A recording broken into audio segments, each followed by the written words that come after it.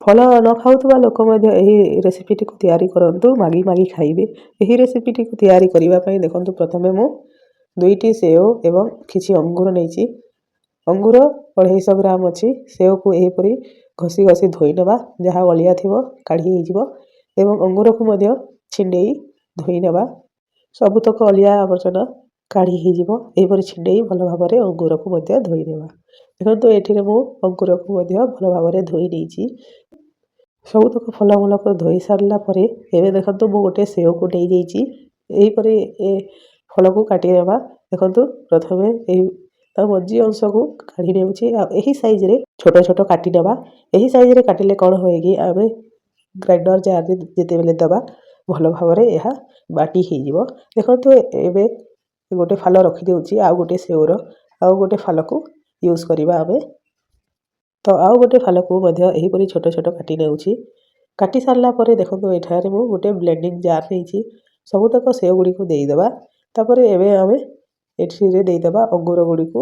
ସବୁତକ ସେଓ ଗୁଡ଼ିକୁ ଦେଇ ସାରିଲା ପରେ ଏବେ ଆମେ ଅଙ୍ଗୁର ଗୁଡ଼ିକୁ ଦେଇ ଦେଉଛେ ଆଉ ଏଥିରେ ଟିକିଏ ପାଣି ଦେଇଦେବା, ଯେଉଁଥିରେ କି ଭଲ ଭାବରେ ବ୍ଲେଣ୍ଡ ହେଇଯିବ।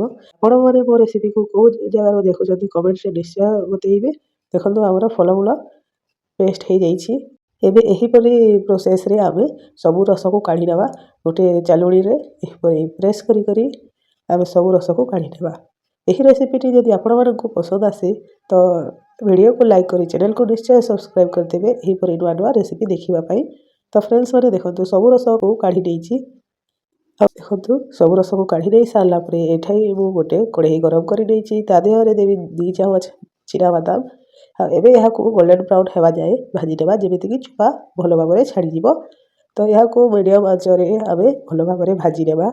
ଏହି ଚିନାବାଦାମ ବ୍ୟବହାର କରିବା ଯୋଗୁଁ ଆମର ଏହି ରେସିପିଟି ଖୁବ୍ ଟେଷ୍ଟି ହେଇଥାଏ ଏବଂ ସୁନ୍ଦର ମଧ୍ୟ ଦେଖାଯାଇଥାଏ। ଦେଖନ୍ତୁ ଚିନାବାଦାମ ଭାଜି ହେଲା ପରେ ମୁଁ ଏହାକୁ କାଢ଼ି ଦେଇଛି ଆଉ କପଡ଼ା ସାହାଯ୍ୟରେ ଏହାକୁ ପୋଛିଦେବା। ତାପରେ ଦେବା ସବୁ ଫଳର ରସକୁ। ଆଉ ଏବେ ଆମେ ଏହାକୁ ଫୁଟେଇ ନେବା ଭଲ ଭାବରେ। ପ୍ରଥମେ ଭଲ ଭାବରେ ଘାଣ୍ଟି ଦେବା ଏବଂ ଦେଖନ୍ତୁ ଆମେ 4ରୁ 5 ମିନିଟ୍ ଭଲ ଭାବରେ ଏହି ଫଳର ରସକୁ ଫୁଟେଇ ନେବା, ଯାହାଫଳରେ ଯେଉଁ ପାଣିଆ ଅଂଶ ଥିବ ଖୁବ୍ କମ୍ ହେଇଯିବ। ଆଉ ଏବେ ଦେଖନ୍ତୁ ଏହି ଯେଉଁ ଫେଣ ବାହାରି ଯାଇଛି ତା ଭିତରେ କୌଣସି ଆବର୍ଜନା ନଥିବାରୁ ଏହି ଫେଣକୁ ଆମେ କାଢ଼ିବାନି। ଦେଖନ୍ତୁ ଚିନାବାଦାମର ସବୁ ଚୋପାକୁ ମୁଁ ଛଡ଼େଇ ନେଇଛି। ଏବେ ଆମେ ଏହାକୁ ଗୋଟିଏ ହେମଦସ୍ତା ସାହାଯ୍ୟରେ ଏହାକୁ କୁଟି ନେବା। ଯେତେବେଳେ ଆମେ ଚିନାବାଦାମକୁ କୁଟି ନେବା ଏବଂ ସେହି ରେସିପିରେ ଆମେ ବ୍ୟବହାର କରିବା, ଏହାର ଟେଷ୍ଟ ଆହୁରି ବଢ଼ିଯାଇଥାଏ। ଆପଣମାନେ ଏହିପରି ଦେଖନ୍ତୁ ପାଉଡ଼ର କରିବାନି, ଏହିପରି ଦରଦରା ରଖିବା, ଯେଉଁଥିରେ କି ଏହାର ଟେଷ୍ଟ ବହୁତ ଭଲ ଆସିଥିବ। ଭଲ ଭାବରେ ଏହାକୁ କୁଟି ସାରିଲା ପରେ ଏହାକୁ ଗିନାରେ ମୁଁ କାଢ଼ି ନେଇଛି। ଏବେ ଅଲଗା ଗୋଟେ ଗିନା ନେଇଛି, ସେଥିରେ ନେବା ଆମେ ଗୋଟେ ଫୁଡ଼୍ କଲର୍। ଏଥିରେ ମୁଁ ନେଉଛି ଅରେଞ୍ଜ କଲର୍ ଫୁଡ଼୍ କଲର୍। ଆଉ ଦେଖନ୍ତୁ ଗୋଟେ ଛୋଟ ଚାମଚ କର୍ଣ୍ଣଫ୍ଲୋର ଆଉ ଏଥିରେ ଦେହରେ ପାଣି ଦେଇ ଏହାକୁ ଗୋଟେ ଘୋଳ ପ୍ରସ୍ତୁତ କରିନେବା। ଦେଖନ୍ତୁ ମୁଁ ନେଇଛି ଅରେଞ୍ଜ କଲର୍। ଆପଣମାନେ ନିଜ ପସନ୍ଦରେ ଅଲଗା କଲର୍ ନେବା ପାଇଁ ଚାହୁଁଛନ୍ତି ତ ତାହେଲେ ନେଇପାରିବେ। ଆମେ ଯେଉଁ ଗୋଟେ ଫାଳ ସେଓ ଅଲଗା କରି ନେଇଥିଲା ସେହି ସେଓକୁ ଆମେ ଏହିପରି ଗ୍ରେଟ୍ କରିନେବା। ତା'ର ଚୋପା ମଧ୍ୟ ଛଡ଼େଇ ଦେଇଛି ଆଉ ଗ୍ରେଟ୍ କରିନେବା ଏଥିରେ। ଆଉ ଭଲ ଭାବରେ ଦେଖନ୍ତୁ ଗୋଟେ ଫାଳ ସେଓକୁ ମୁଁ ଗ୍ରେଟ୍ କରି ନେଇଛି। ଆଉ ଦେଖନ୍ତୁ ଏହି କିପରି ଲଚ୍ଛାଦାର ହେଇଛି। ଏହି ଲଚ୍ଛାଦାର ସେଓକୁ ଦେଖନ୍ତୁ ପାଣି କେତେ ଶୁଖିଯାଇଛି। ଏବେ ଆମେ ଏହି ରସରେ ଏହି ଘୋଳକୁ ଢାଲିଦେବା ଆଉ ସାଙ୍ଗେ ସାଙ୍ଗେ ଆମେ ରସକୁ ଚଲାଉଥିବା। ଦେଖନ୍ତୁ ଏହିପରି ସବୁତକ ଢାଲି ଦେଲା ପରେ ଏହାକୁ ଯଦି ଆମେ ଚଲେଇବାନି ଭଲ ଭାବରେ ତ ଏହା ଗୁଠଲି ପଡ଼ିଯିବ। କୋରି ରଖିଥିବା ଏହି ସେଓକୁ ଆମେ ଏଥି ମଧ୍ୟରେ ଦେଇଦେବା। ଦେହରେ ଦେବା 2 ଚାମଚ ଚିନି। ସେମିତି ହିଁ ଫଳର ମିଠା ଅଂଶ ରହିଥାଏ, ଆପଣ ଚାହିଁଲେ କମ୍ ମଧ୍ୟ ଚିନି ଦେଇପାରିବେ। ଆଉ ଗୋଟେ ପିଞ୍ଚ ଲୁଣ ଦେଇଛି। ଏବେ ଏହାକୁ ଆମେ 5 ମିନିଟ୍ ଭଲ ଭାବରେ ସିଝେଇ ନେବା, ଯେମିତିକି ଆମର କର୍ଣ୍ଣଫ୍ଲୋର ଆଉ ବାକିତକ ସବୁ ଜିନିଷ ସିଝିଯିବ। ସିଝି ସାରିଲା ପରେ ଏବେ ଦେଖନ୍ତୁ ମୁଁ ଦେଉଛି ଗୋଟେ ଚାମଚ ସେଇ ଚିନାବାଦାମ ଗୁଣ୍ଡ, ଯେଉଁକି ମୁଁ ଗୁଣ୍ଡ କରି ରଖିଥିଲି। ଆପଣ ଚାହିଁଲେ ଏଥି ମଧ୍ୟରେ ଡ୍ରାଏ ଫ୍ରୁଟ୍ସ ମଧ୍ୟ କାଜୁ ବାଦାମ ଦେଇପାରିବେ, କିନ୍ତୁ ଚିନାବାଦାମର ଟେଷ୍ଟ କିଛି ଅଲଗା ଆସିଥାଏ। ଏହିପରି ମଝିରେ ଆମେ ଚଲେଇ ନେବା। ଚିନାବାଦାମ ଦେଲା ପରେ ଆମେ ଏହାକୁ 2 ମିନିଟ୍ ଆହୁରି ଚଲେଇବା। ଘାଣ୍ଟି ସାରିଲା ପରେ ଏହାକୁ ଗ୍ୟାସ୍ର ଫ୍ଲେମ୍ ବନ୍ଦ କରି 2 ମିନିଟ୍ ଥଣ୍ଡା ହେଲା ପରେ ଏବେ କୁ ମୁଁ ଢାଳି ନେଇଛି। ତ ଦେଖନ୍ତୁ ଫ୍ରେଣ୍ଡସ୍ 2 ନମ୍ବର ରେସିପିରେ ଏବେ ମୁଁ ନେଇଛି କିଛି ବ୍ରେଡ଼୍। ଆପଣ ନିଜ ଅନୁସାରେ କମ୍ ବେଶୀ କରିପାରିବେ। ତ ଗୋଟେ ବ୍ରେଡ଼୍‌କୁ ଏହିପରି ଗୋଟେ ଗ୍ଲାସ୍ ସାହାଯ୍ୟରେ ଆମେ କାଟିନେବା ଆଉ ତା'ର ସାଇଡ଼୍ ଏଜ୍‌କୁ କାଢ଼ିନେବା। କାଢ଼ି ନେଲା ପରେ ଦେଖନ୍ତୁ ଏହା ଗୋଲ ଆକାରର ହେଇଯାଇଛି। ଏବେ ଆମେ ଦେଖନ୍ତୁ ଆମର ଜାମ୍ ଯେଉଁ ଫ୍ରୁଟ୍‌ର ଜାମ୍ ତିଆରି କରିଛୁ ଆମେ ଏହି ଜାମ୍‌କୁ ବ୍ରେଡ଼୍ ଉପରେ ଲଗାଇ ନେବା। ତା ଦେହରେ ଦେବା ସେଇ ଚିନାବାଦାମ ଗୁଣ୍ଡକୁ। ଦେଖନ୍ତୁ ଦେଖିବା ପାଇଁ କେତେ ସୁନ୍ଦର ଦେଖାଯାଉଛି।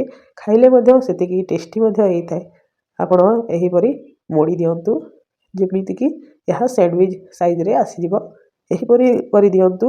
ପିଲାମାନେ ଫଳ ନ ଖାଉଥିଲେ ମଧ୍ୟ ବି ଏହାକୁ ତିଆରି କରି ଖାଇବେ। ଆଉ ଏଠି ଦେଖନ୍ତୁ ମୁଁ ଗୋଟେ ରାଉଣ୍ଡ ସେପ୍‌ର ସ୍ୟାଣ୍ଡୱିଚ୍ ତିଆରି କରିବି। ଏହିପରି ଆପଣମାନେ ତିଆରି କରନ୍ତୁ। ଖୁବ୍ ସୁନ୍ଦର ଦେଖାଯାଏ। ଖାଇବାରେ ମଧ୍ୟ ଖୁବ୍ ଟେଷ୍ଟି ହେଇଥାଏ। ଚାରିତକ ମୁଁ ତିଆରି କରି ନେଇଛି। ଏବେ ଗୋଟେ ରାଉଣ୍ଡ ବାଲା ସ୍ୟାଣ୍ଡୱିଚ୍ ତିଆରି କରି ନେଉଛୁ। ଆପଣମାନେ ଚାହିଁଲେ ପିଲାମାନଙ୍କ ମନପସନ୍ଦର ସାଇଜ୍ ଦେଇପାରିବେ। ଦେଖନ୍ତୁ ଏଠିରେ ମୁଁ ସବୁଯାକ ତିଆରି କରି ନେଇଛି। ସବୁତକ ତିଆରି କରି ସାରିଲା ପରେ ଦେଖନ୍ତୁ ଏଠି ମୁଁ ଗୋଟେ ତାୱା ଗରମ କରି ନେଇଛି। ତା ଦେହରେ ଦେଉଛି ତେଲ। ଆପଣମାନେ ଚାହିଁଲେ ଗୁଆ ଘିଅ କିମ୍ବା ବଟର୍ ମଧ୍ୟ ୟୁଜ୍ କରିପାରିବେ। ତେଲ ଭଲ ଭାବରେ ଗରମ ହେଲା ପରେ ଦେଖନ୍ତୁ ଏଠିରେ ଦେଇଦେବା ଆମେ ଗୋଟେ ସ୍ୟାଣ୍ଡୱିଚ୍। ଆଉ ଏହାକୁ ଭଲ ଭାବରେ କ୍ରିସ୍ପି ହେବା ଯାଏ ସେକି ନେବା। ଗୋଟେ ସାଇଡ଼୍ ହେଲା ପରେ ଆଉ ଗୋଟେ ପଟ ମଧ୍ୟ କ୍ରିସ୍ପି କରିନେବା, ଯେଉଁଥିରେକି ଖାଇବାରେ ମଧ୍ୟ ବହୁତ କ୍ରିସ୍ପି ଲାଗିଥାଏ ଏବଂ ସ୍ୱାଦିଷ୍ଟ ଲାଗିଥାଏ। ତ ଗୋଟେ ସ୍ୟାଣ୍ଡୱିଚ୍ ତିଆରି ହେଲା ପରେ ଏବେ ଆମେ ବାକିତକ ସ୍ୟାଣ୍ଡୱିଚ୍‌କୁ ତେଲ ଦେଇ ସେକି ନେବା। ଦେଖନ୍ତୁ ଏଇଠି ମୁଁ ବାକିତକ ସ୍ୟାଣ୍ଡୱିଚ୍ ଗୁଡ଼ିକୁ ଏହିପରି ସେକି ନେଉଛି। ଆପଣମାନେ ଏହି ରେସିପିଟିକୁ କେଉଁ ଜାଗାରୁ ଦେଖୁଛନ୍ତି କମେଣ୍ଟରେ ନିଶ୍ଚୟ ବତେଇବେ। ମୁଁ ଆପଣଙ୍କ ପାଖରେ ଧନ୍ୟବାଦ କରିବି। ତ ଫ୍ରେଣ୍ଡସ୍ ଦେଖନ୍ତୁ ଗୋଟେ ପଟ ହେଇସାରିଲା ପରେ ଆମେ ଆଉ ଗୋଟେ ପଟକୁ ମଧ୍ୟ ସେକି ନେବା। ୟା ଦେହରେ ମୁଁ ଆଉ ଟିକିଏ ତେଲ ଦେଉଛି। ଗୋଟେ ହେଇନଥିଲା ସେଥିପାଇଁ ଆପଣ ମଧ୍ୟ ଏହିପରି କରିବେ। ତେଲ କିମ୍ବା ଗୁଆ ଘିଅ ବଟର୍ କୌଣସିଥିରେ ମଧ୍ୟ ସେକିପାରିବେ। ତ ଦେଖନ୍ତୁ ସବୁଯାକ ବ୍ରାଉନ୍ ହେଇଯାଇଛି। ଆପଣ ଚାହିଁଲେ ହାଲକା ମଧ୍ୟ ସେକିପାରିବେ। ଏଠି ଦେଖନ୍ତୁ ସବୁଯାକ ତିଆରି ହେଇଯାଇଛି। ପିଲାମାନଙ୍କ ଅନୁସାରେ ଏହାକୁ ସଜେଇ ନେବା। ଯେକୌଣସି ଷ୍ଟାଇଲ୍‌ରେ ସଜେଇଲେ ବି ମଧ୍ୟ ଏହା ସୁନ୍ଦର ଦେଖାଯାଇଥାଏ। ଦେଖନ୍ତୁ କେତେ କ୍ରିସ୍ପି ମଧ୍ୟ ହେଇଛି। ଏହାକୁ ଖାଇବାକୁ ଯେତେ ସ୍ୱାଦିଷ୍ଟ, ଦେଖିବାକୁ ମଧ୍ୟ ଏତେ ସୁନ୍ଦର। ଛୋଟରୁ ବଡ଼ ଏହି ରେସିପିଟିକୁ ସମସ୍ତଙ୍କୁ ଖୁବ୍ ପସନ୍ଦ ଆସିବ। ଆପଣମାନେ ତିଆରି କରନ୍ତୁ ଏହିପରି। ଫଳ ନ ଖାଉଥିବା ଲୋକ ମଧ୍ୟ ଏହାକୁ ମାଗି ଖାଇବେ। ସପ୍ତାହରେ 7 ଦିନ ଏହାକୁ ତିଆରି କରିବେ। ପୁଣି ଦେଖା ହେବା ଗୋଟେ ନୂଆ ଭିଡ଼ିଓରେ। Thanks for watching.